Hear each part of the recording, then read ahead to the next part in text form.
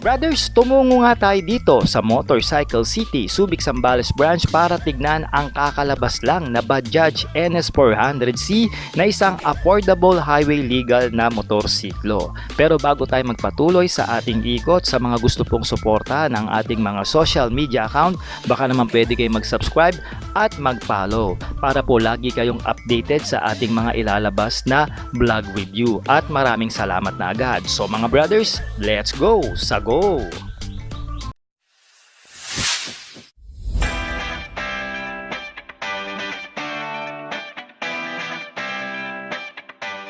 Mga brothers, available na sa Shopee ang ating riding jersey at iba pang mga riding gears na ginagamit natin. Nandyan yung link sa gilid ng video. Let's go! Sa go! Welcome back mga brothers sa ating walk around review. Nandito tayo ngayon sa Motorcycle City, Subic Zambales branch para tignan ang kakalabas lang ng Bajaj Motorcycle Philippines. Ito nga yung Pulsar NS400C na isang naked sports bike na highway legal. Ayan mga brad, ito na ata ang isa sa pinaka-affordable na mabibili nyo ngayon na highway legal na motorsiklo mga brothers. Tingnan nyo naman mga brad, ikutan muna natin siya para makita nyo yung pagkakadesenyo niya. O diba, sino ba naman ang hindi mabibighani sa motorsiklong ito, sa mga mahihilig dyan sa mga ganitong klase ng motor, o kaya naman naghahanap lang kayo ng budget at hindi bitin sa features na highway legal na motor. Eto na yon mga brothers. Tsaka ito mga brothers, pag nakita nyo in person, hindi tinipid yung pyesa nya, no? Kung yun ang mga alamin natin detail by detail. Kaya mga brad, magsimula tayo rito sa harapan. As we can see, meron itong maganda o robotic style na headlight mga brother. Yan, oh. Tingnan nyo yung daytime running lights, oh. Ang laki, di ba? LED yan. Tapos yung ilaw nya, projector lamp na rin. Pakita ko sa inyo. Oh, di ba? Pero kung nabibitin kayo diyan mga brad, pwede kayo magpalagay dito ng mini driving light. Pwede niyo naman pakapitan nito kung sakaling naglo-long ride kayo. Tapos naka gold cast ang kanyang inverted fork dito mga brothers. Branded by Endurance. Ayan, oh. Branded na rin to, siguro Indian rin to, no? At meron tayo ritong flexible na fairings. Grabe naman ang pagkaka-flex nito. Talaga namang hindi masisira mga brothers, oh. Sobrang lambot. Ayan, tapos naka-display tayo rito mga brothers with the 2-pot piston caliper branded by Grimeca. At ito mga brothers ay meron na ring ABS, no? Pagdating sa gulong, ngayon ko na nakita yung ganitong brand na Apollo po yung brand niya. Sigurado sa India rin ito galing. Naka-tubeless ito at may tire size na 110 by 70. Okay, so salatin natin o damahin natin. Oh ba, soft compound na rin ha. Tsaka maganda yung yung treads ha. Kakaiba, very unique din, no? Yung mags niya, typical lang naman na mags, bakal po ito. Yan, at maganda naman din yung pagkakagawa ng kanyang styling dito, sporty look. Okay, and then ito, out of the casa, kasama na to mga brothers, itong kanyang engine guard o kanyang crash guard, no? Maganda rin dito yung palikpik, no? Napaka sporty, matulis po ito. Nagbibigay sporty appearance dito kay Pulsar NS400C ng Bajaj. So dito sa likod mga brothers, napakalinis po ng underneath dahil mayroon tayo ritong centered monoshock, no? Branded na rin by Endurance, no mga brothers. Endurance pala yung brands, okay? So ito mga brother is naka nitrox na rin o naka debaso po, no? So mas maganda po yung laro nito, no? Especially pag nagko-cornering kayo, no? So meron na rin tayo ritong chain guard. Ito chain guard to, all the way yan doon. And then yung kanyang tarhager nandito na rin pero bitin. Pero don't worry, naka split fender naman ang setup nito. Pwede nyo rin itong tanggalin para mas sporty look yung datingan niya kung hindi naman tagulan.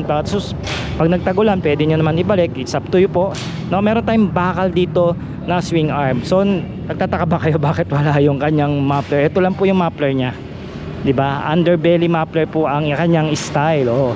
Diba? Tingnan nyo naman saan kayo makakita. Kaya ang linis very sporty, no? Tapos meron tayong single pot piston caliper dito. Ang gusto ko rito may ABS din with the traction control pa yan mga brothers. So saan ka pa, no? Affordable pero hindi tinipid sa features, no? Naka Apollo tire din tayo rito na may tire size na 150 by 60, no? Tubeless din ito. Magandang gulong, no? Sigurado maganda rin ang kapit nito kung sakaling ma-test ride natin itong motorsiklong ito, no? Yung taillight niya mga brothers, ito pa rin yung trademark ng Bajaj pagdating sa kanilang Pulsar series, yung dalawa, no, yung dati natin tinatawag na Rouser under by Kawasaki, no. Ito yung gusto ko, yung ganitong design, no, nakatangkay, no, tangkay style, no. LED ang ating turn lights dito magmula doon sa harap at dito sa likod. Meron tayo ritong side reflector, lagay ng plaka. Gusto ko may ilaw rin yung plaka niya. May reflector din dito sa likod. Meron tayo ritong split na grab bar, bakal po ito mga brothers. Okay, and then kung titignan natin yung kabila, against the light lang, no, naka 520 na po yung kanyang kadena dahil ito isang big bike na rin mga brad. Pagdating naman sa makina, parehas lang po sila ng Dominar 400 ng Bajaj na merong saradong 373.6cc. And don't worry, pagdating naman po sa papeles, naka 400cc po yan, kaya pasok pa rin kayo sa mga highway dito sa Pilipinas. Na merong single cylinder, double overhead cam po ang kanyang camshaft, kaya naman po ito naka 4 valves. Naka liquid cooling po ang kanyang cooling system mga brothers dahil malakas po o mataas po ang kanyang compression ratio na 12.1:1 habang meron itong bore and stroke na 89/60 mm.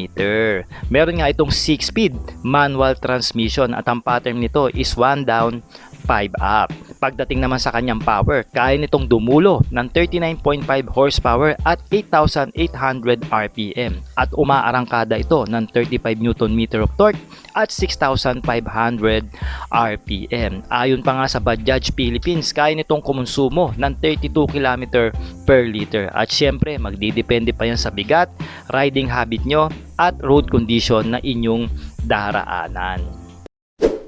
So kung pag-uusapan natin yung kanyang side profile mga brothers, meron tayo rito makikita na 3D emblem ng Pulsar. Ito pa naman yung dati. May sticker tayo rito na sporty ang disenyo, no? Silver, red, and then white color. Ayan. At meron din tayo rito sticker ng NS400C. Ayan, may sticker na naman dito. So napaka basic, no? Pero yet may dating o, pag lumalayo ka ang ganda, no? Then meron tayo rito kahit pa paano meron tayong belly pan dito. O, di ba, na nagdadagdag extra protection dito sa kanyang makina. Plus ito, sabi ko nga, no, pati itong palikpik niya, no. Meron tayo ritong style dito na parang carbon fiber skin ang dating, no. Parang cover ito ng ano niya ng kanyang liquid cooling, no. Ayan, so pagdating natin dito mga brothers, ito yung kanyang tangke. 12 liters ito, mga brad. Ayan. Tapos meron tayo ritong tank guard para hindi po magasgasan yung ating tangke kasi nakaumbok na siya at naisip na nga Bajaj na lagyan ito, no. Split seat ang meron tayo rito mga brothers, ano. Tapos yung upholstery niya, I can tell na ito ordinary lang naman ito, pero makapal siya no. At mamaya malalaman natin yan pag nag bike pit tayo mga brothers, no. Going dito sa kanyang manibela, meron itong low rise handlebar. Yan, low rise lang siya. And then yung kanyang handle grips, I can say sakto sa kanyang large na kamay. Sa aking large na kamay pala, maganda yung handle grip mga brad. Kahit hindi na kayo magpalit, hindi siya tinipid, no. At ito naka ride by wire na ito. Ayan, no. Alam ko censored na lang ito pag sinabing ride by wire, pero correct nyo ako dyan kung mali ako mga brothers. Ito yung mga latest ngayon sa mga big bikes, no. Nakakaya Bajaj na.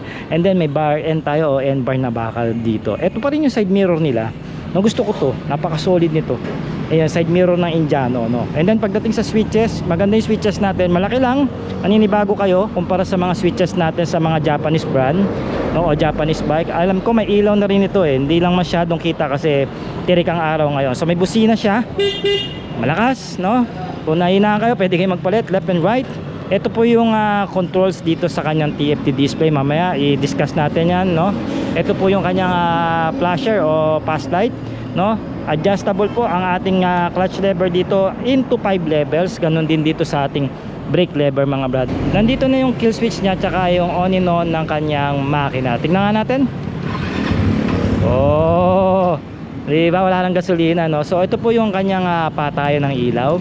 At saka meron pa tayo rito hazard switch, no. Alright, so pag punta tayo rito sa gitna, meron tayong standard ignition. So tingnan natin yung susi para may idea kayo. So ganyan lang po yung susi nito ni Bajaj NS400C Pulsar. Then may tatak na Pulsar dito. Then ayan, pasok niya lang ganon, mag-on na. Good thing meron siyang USB charging port, no. Silyado yan, so kahit maulanan hindi mababasa. So ito yung kanyang display mga brothers. Makikita natin dito left and right, pinag-iwalay, maganda, malaki siya. no, may letterings dito ng Bajaj, no, yung ito nakailaw to ngayon kasi nakahinto po yung motorsiklo, so mawawala po yung ibang ilaw niyan pagka pinatakbo nyo na po, no, yung check oil, no, headlight indicator, neutral indicator, ABS indicator, engine check indicator, tsaka yung traction control indicator. Dito naman sa gitna nandito yung ating RPM up to 12,000, may side stand na ano pa nga siya, indicator. Ito yung oras natin, pwede nyo set yan. Ito yung gear indicator natin, nandito. Fuel meter, ito, wala nga siyang gas. And then yung odometer natin, ito yung riding mode. So by the way, naka riding modes po ito na 4, no, sports, road, range, at saka off-road. Oh, diba, saan ka pa? Tapos meron siya ritong maliit na LCD, so nagbibigay siya rito ng warning sign kung ayan, magre-refuel ka na. Tsaka pag pinindot mo yung sets, ayan, oh, makikita mo dyan yung trip mo, yung average speed mo. O, ayan, diba, sigurado yung fuel consumption mo nandyan din. Tapos yung pinaka main menu, vehicle info, connectivity. So meron nga pala itong Bluetooth app connectivity, trip and bike. Ano, dami niya palang marami ka pala makakalikot dito.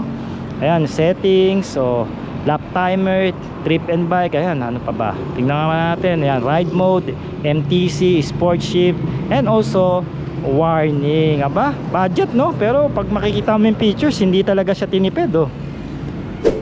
So check natin kung paano sumide-stand itong si Bajaj Pulsar NS400C. Hindi naman siya alanganin mga brad.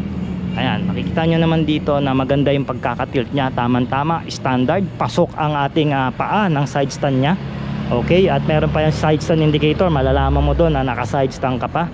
Okay, at ito, check natin yung kanyang seat height. Oh, ayan. So for the reference mga brothers, 5'4" lang po tayo in height at may taas po ito na 805 mm mga brothers, habang yung ilalim niya naman ay tumataas ng 165 mm in ground clearance. So ayan, makikita nyo naman tingkayad pero hindi naman tayo tiptoe, no? Tumaas lang konti yung ating pa, mamamanage pa rin natin. At ako, sanay naman ako sa mga ganitong klase ng motorsiklo. Siguro kung mga 5'3 kayo, 5'2, challenging na yan, pero mamamaneho nyo pa rin naman itong motor na ito, no? Medyo may pagka lean forward lang tayo dito ng konti. At given naman yun dahil isa naman siyang naked sports bike, no? Kasi nga naka forward yung setup nito. Siguro pwede mo itong patras, pero ito talaga yung default settings niya. Hindi siya ganun ka-upright, may lean, konting-konti lang naman mga brothers. At turn radius, tama lang, hindi maglaki, sakto lang naman. At isang kamay lang tayo ngayon, pero okay lang naman na ma-manage natin yung motorsiklo. Check natin yung footrest, medyo nakapasok ng konti, hindi siya standard. Ito yung standard, ito nakapasok to, parang naka-sports position, no? Parang mas maganda to pagka nag-a-attack mode ka. Ayan, okay naman yung shifting, sakto sa pako, no? For the reference, ang size po ng pako is 7. Ayan, nakakalawit naman natin. Siguro kung mga 8 kayo, much better. O kung 6 naman, okay lang naman, pasok pa rin naman yan. Alright, so I can say na magaang ito. Ang bigat niya is 170 kg around, no? Tama lang ito, wag lang bibigat ng 200 plus 200 pa kilogram pa baba. Okay sa akin yung motorsiklo na ma-manage ko, since mababa lang naman ako pagdating sa height mga brad. And then yung kanyang suspension, medyo maganda yung may bouncing na siya, no? Pero masasabi natin ito pagka minaneho na natin kung gaano kaganda yung performance nito, no? Pero ngayon okay siya, lalo na yung monoshock dito sa likod. Maganda yung play, hindi siya yung matigas. Meron kasing matigas pag bago, pero ito suwabe na kagad eh, nakahinto pa lang mga brothers. Mga brothers, available na nga pala ito sa lahat ng branch ng Motorcycle City nationwide. I-search nyo lang po sila sa Facebook or kaya naman nandyan na sa description ng video ang kanilang main page. At kung gusto nyo naman mag-apply sa ating online financing, meron itong all-in down payment na 62,966 pesos. And for 3 years mga brothers, meron ka lang ditong monthly na 7,005 pesos at rebated na po yan mga brothers. So mga brad, mag-comment ka naman ng yes kung nagustuhan mo itong kakalabas lang ng Bajaj. Ito nga yung Pulsar NS400C, at syempre sama mo na rin ang location mo para alam ko kung saan nakakarating ang ating video. At maraming salamat po dyan. Once again, ako po si Sork Moto, ang inyong ahente pagdating sa motorsiklo. Alright.